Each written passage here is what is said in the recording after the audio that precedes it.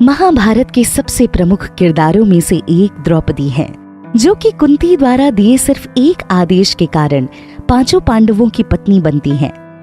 उसके द्वारा 5 पतियों को स्वीकार करने के पीछे भी एक कहानी है। द्वापर युग में राजा द्रुपद की एक बेटी हुई, जिसका नाम उन्होंने द्रौपदी रखा। वो अत्यंत बेहद सुंदर और सुशील थी।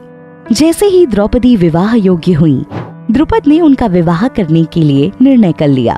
उन्होंने अपने मंत्री को बुलाकर कहा, द्रौपदी अब विवाह योग्य हो गई है, समय आ गया है कि उसका विवाह किया जाए।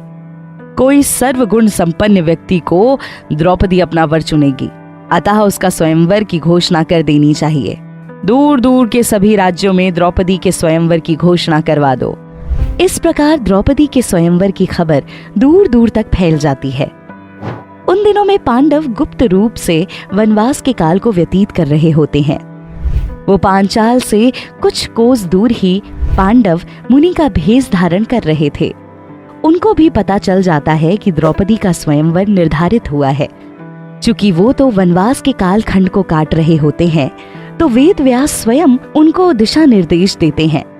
वेद व्यास अर्जुन से कहते हैं, अर्जुन, तुम मेरे अत्यंत प्रिय हो, मुझे लगता है तुमको स्वयंवर में अवश्य जाना चाहिए। द्रौपदी राजकन्या है, उसको वरने की सभी क्षमताएं हैं तुम्हारे अंदर। अर्जुन उनकी आज्ञा का मान रखते हैं। रास्ते में उन्हें एक ब्राह्मण मिला, जिसका नाम धौम्य था, जिससे अर्जुन को पता चलता है कि वो राजकुमारी द्रौपदी के स्वयंवर के आयोजन में जा रहा है। अर्जुन कुछ सोच में डूब जाता है। उसको लगता है कि उसको भी ब्राह्मण के भेष में पांचाल जाना चाहिए। वहां जब सभी पहुंचे तो चहल पहल देखकर दंग रह गए। नकुल अर्जुन से कहते हैं, भ्राता, लगता है इस स्वयंवर के लिए दूर दूर से राजा महाराजा और राजकुमार आए हैं। कितना भव्य आयोजन है। धीरे धीरे सभी लोग अपना स्थान ग्रहण कर लेते हैं। श्री कृष्ण भी अपने बड़े भाई बलराम और अन्य यदुवंशी कुल के क्षत्रियों के साथ बैठे होते हैं। तभी वहां कौरवों का आगमन होता है, जिसको देखकर सभी भाई चकित रह जाते हैं। थोड़ी देर में राजा द्रुपद पधार जाते हैं। द्रुपद कहते हैं, प्रत्येक राज्य से आए राजाओं और राजकुमारों का मैं स्वागत और अभिनंदन करता हूँ। मेरी पुत्री द्रौपदी के स्वयंवर हेतु आप सभी इतनी अधिक संख्या में पधारे, ये देखकर ही मन प्रफुल्लित हो गया। कृपया करके आप सभी अपना स्थान ग्रहण करें। थोड़ी ही देर में राजकुमारी द्रौपदी आ जाएंगी। उनके आने के बाद मैं स्वयंवर के नियम आप सभी को बताऊंगा। सभी के मन में यही प्रश्न चल रहा होता है कि राजकुमारी द्रौपदी किसको अपना वर चुनेंगी, और वो बेचैन नेत्रों से उसकी राह तकते हैं। थोड़ी ही देर में राजकुमारी द्रौपदी अपनी सखियों के साथ वहां पधार जाती हैं। वो इतनी अधिक सुंदर लगती हैं कि सभी लोग उनको देखकर मंत्रमुग्ध हो जाते हैं। राजकुमार अर्जुन मन ही मन सोचते हैं, कितनी सुंदर है ये, जैसे स्वर्ग से अप्सरा ही उतर आई हो। इनके रूप और यौवन का आज तक बस गुणगान ही सुना था, आज अपने नेत्रों से देख भी लिया। द्रौपदी सबकी तरफ देखते हुए आगे बढ़ती हैं और अपने पिता के पास पहुंच जाती हैं। अपने पिता के पास रखे हुए सिंहासन पर द्रौपदी स्थान ग्रहण कर लेती हैं। राजा सबसे निवेदन करते हैं, मैं एक बार पुनः यहाँ आए सभी सम्मानित अतिथियों से निवेदन करता हूँ कि वो अपना स्थान ग्रहण कर लें। मैं जानता हूँ आप सभी मेरी पुत्री से विवाह करने के लिए उत्सुक हैं। जैसा कि आप सभी को विदित है, द्रौपदी इस स्वयंवर में विजेता बनने वाले को ही वरमाला पहनाएगी। इसके लिए सभी को एक चक्र भेदना होगा। आप गौर से देखें, इस सभा के बीच में एक नकली मछली लटकी हुई है। वो गोल घूम रही है।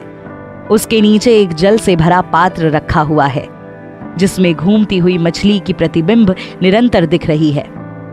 जो भी प्रतिबिंब में देखकर मछली की आंख पर निशाना लगा देगा, वो विजेता बनेगा और द्रौपदी का वर भी।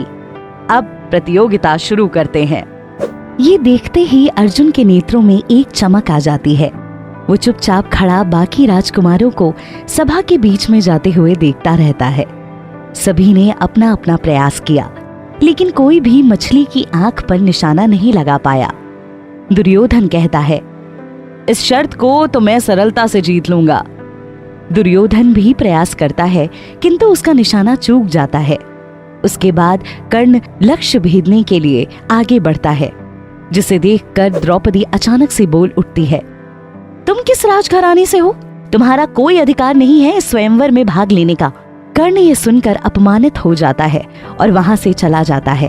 अब पांडवों की बारी आती है। युधिष्ठिर अर्जुन को कहते हैं, अर्जुन, हमारी ओर से तुम जाओ और इस लक्ष्य को भेद कर विजयी बनो। अर्जुन ने धनुष को उठाया और एकाग्रचित होकर मछली की आंख को प्रतिबिंब में देखा। उसने एक ही बार में तीर को मछली की आंख में मार दिया। ये देख सभी चकित रह गए। द्रौपदी के चेहरे पर भी मुस्कान आ गई। द्रुपद प्रसन्न होकर द्रौपदी से कहता है, पुत्री, देख क्या रही हो, इनको वरमाला पहनाओ। और इस प्रकार से द्रौपदी अर्जुन की पत्नी बन गई। अर्जुन द्रौपदी को लेकर घर पहुंचता है। चूंकि उस समय पांडव भिक्षुक के भेष में रहा करते थे और दिन भर भिक्षा करके जो मिलता था उसको वे अपनी माँ कुंती के सामने लाकर रख देते थे, जिसे कुंती सभी में बराबर बांट देती थी।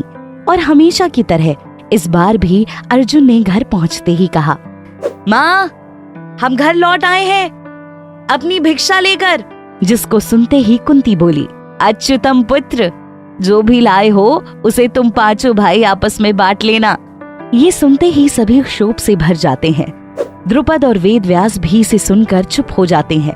अंत में सभी ये तय करते हैं कि द्रौपदी का विवाह बाकी भाइयों के साथ भी कर दिया जाएगा और एक एक करके उसका विवाह युधिष्ठिर, भीम, नकुल और सहदेव के साथ भी कर दिया जाता है।